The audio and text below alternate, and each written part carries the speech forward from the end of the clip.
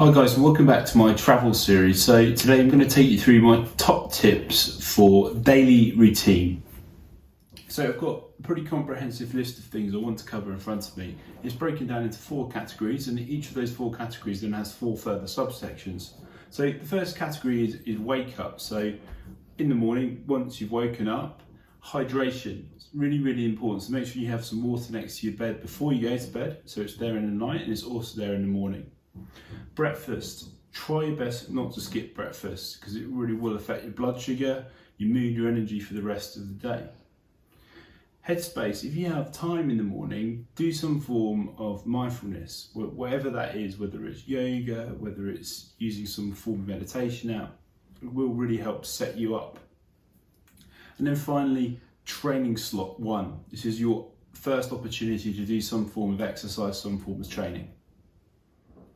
So as the morning goes on and you approach the afternoon, you may want to consider having a snack in between breakfast and in between lunch. A lot of people forget about this or don't do it, but I personally find it really helps my energy levels and my mood, also my concentration.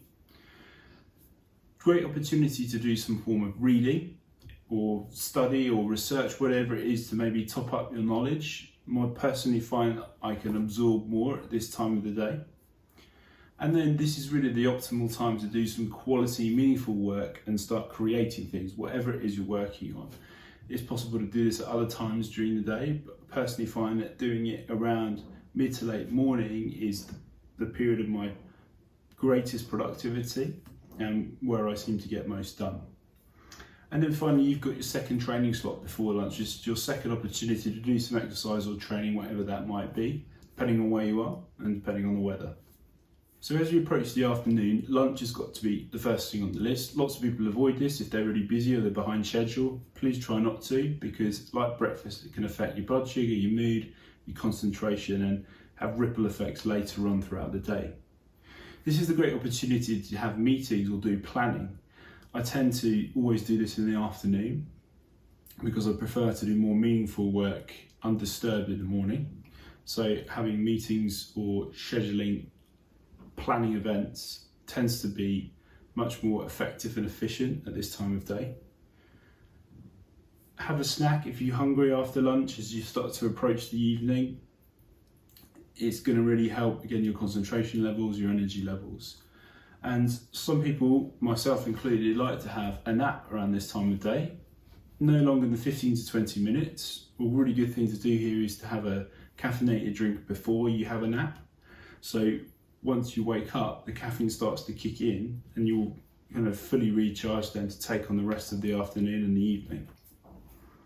So the fourth and final part of daily routine is the evening. So the first thing on the list here is your training slot 3, so your third opportunity to do some training, to do some exercise.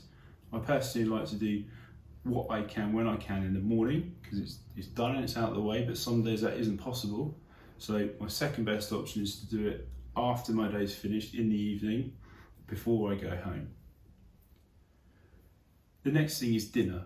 Like breakfast, like lunch, really important. Easy to miss if you're behind schedule or if you have social plans. Try not to, because it's just going to set everything else off balance and your energy levels will be all over the place. It's best to have something, even if it's a lower quality, rather than nothing.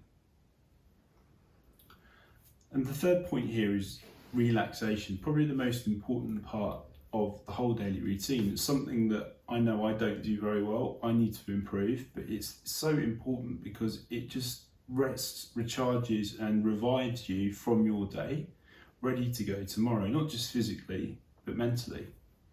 So the last point here is sleep. Again, one of the most important points that I've discussed here. If your sleep quality isn't as good as it can be, then you can't expect to perform at your highest level. So I've alluded to tips on good sleep in previous videos. I'll drop the link below. But it's something that really needs to be prioritised and given as much care and attention as possible. So there we have it, guys. We hope you find those useful. Even if just one thing can help improve your performance, brilliant. But I'm sure there'll be more that you can look to explore and mix around. Any questions or comments, please drop below.